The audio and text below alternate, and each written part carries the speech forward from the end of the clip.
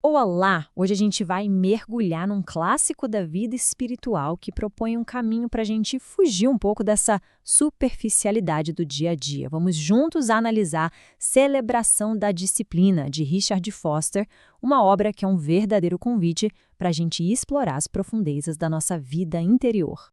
Para começar, vamos entender o problema central que esse livro quer resolver. É algo que o Foster chama de a maldição do nosso tempo. E que, olha, talvez soe bem familiar para muita gente. E o Foster já abre o livro com essa frase, que é um verdadeiro soco no estômago, né? Ele defende que essa nossa cultura da satisfação instantânea é, antes de mais nada, um problema espiritual. Ela acaba criando um vazio enorme no mundo que, no fundo, anseia por profundidade. E aí vem aquela pergunta que talvez já tenha passado pela cabeça de muita gente. Sabe aquela sensação de estar sempre na correria, de viver só no raso, sem realmente chegar a lugar nenhum? Pois é, talvez esse sentimento seja um chamado para algo mais profundo, mais pleno. E aqui está o ponto central. O que o livro defende é que a resposta para esse vazio do mundo não está em ter mais conhecimento ou mais talento, mas sim em se tornar uma pessoa com uma vida interior rica, sabe? Alguém capaz de sentir, de entender os outros de verdade. Ok, então vamos para o segundo ponto. A abordagem errada. Como é que a gente costuma lidar com as nossas falhas, com aqueles hábitos que queremos mudar? O Foster aponta para um método que todo mundo usa, mas que, segundo ele, está fundamentalmente equivocado. Isso soa familiar, né? Seja um problema com raiva, com orgulho, qualquer coisa. A primeira reação é bater no peito e falar: chega, nunca mais vou fazer isso. A gente usa toda a nossa força de vontade para lutar de frente contra o problema. Agora, o interessante aqui é ver o resultado disso. Segundo Foster, todo esse esforço ou leva à exaustão e ao fracasso, ou pior ainda, a um tipo de orgulho da nossa própria justiça, o que ele chama de culto de si mesmo. A gente fica como sepulcros caiados, bonitos por fora, mas por dentro nada mudou de verdade. E o motivo é este aqui. A força de vontade, no fundo, não alcança o nosso interior. Ela consegue controlar nossas ações por um tempo, claro, mas não consegue transformar a fonte dessas ações. Aí, num momento de descuido, o que está lá no coração vem para fora. Tá bom, se a força de vontade sozinha não dá conta do recado, qual é a alternativa? É aí que o Foster apresenta a solução central do livro, um conceito que ele chama de o caminho da graça disciplinada. Essa ideia é um equilíbrio bem delicado, mas fundamental. A transformação interior não é algo que a gente conquista na marra, é um presente. Mas, ao mesmo tempo, a gente não fica só esperando de braços cruzados. Existe uma ação da nossa parte para poder receber esse presente. E para explicar isso, ele usa uma analogia que é, olha, genial. Ninguém consegue obrigar uma semente a germinar, certo? O que um agricultor faz é preparar o terreno, arar o solo, regar, tirar as ervas daninhas. Ou seja, ele cria o ambiente ideal para que as forças da natureza possam agir. Então, o ponto crucial é este.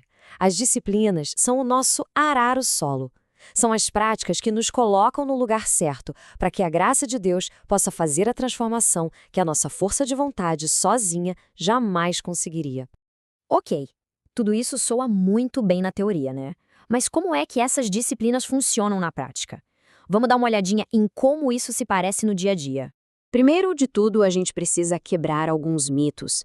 Essas disciplinas não são para um grupinho de elite, super espiritualizado, são para pessoas comuns, com trabalho, com família. Elas não têm a ver com tristeza, mas sim com a alegria da libertação. E o mais importante, não se trata de merecer algo, mas de aprender a receber. O livro organiza as práticas em 3 grandes grupos. As disciplinas interiores, como meditação e oração, as exteriores, como a simplicidade e a solidão, e as associadas, como a confissão e a celebração. Para a gente entender a diferença, vamos focar em uma delas. Vamos pegar a meditação, por exemplo. Aqui, o Foster faz uma distinção que é super importante. Enquanto muitas formas de meditação oriental buscam esvaziar a mente para se desligar do mundo, a meditação cristã busca esvaziar a mente das distrações para poder preenchê-la com a presença de Deus, o que, na verdade, leva a uma conexão ainda mais profunda com o mundo.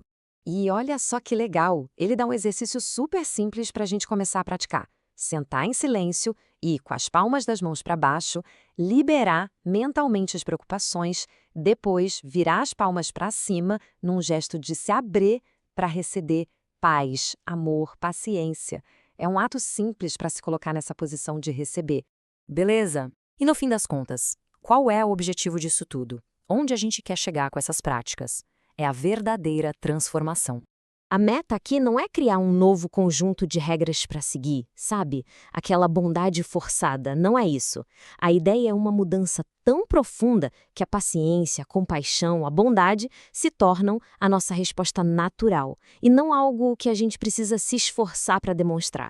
É o teste de fogo, sabe? Aquele momento em que a gente é pego de surpresa. O que sai da gente nessas horas? A prática das disciplinas busca transformar o nosso interior a ponto de que, mesmo nesses momentos, o que flui de nós seja algo bom, genuíno.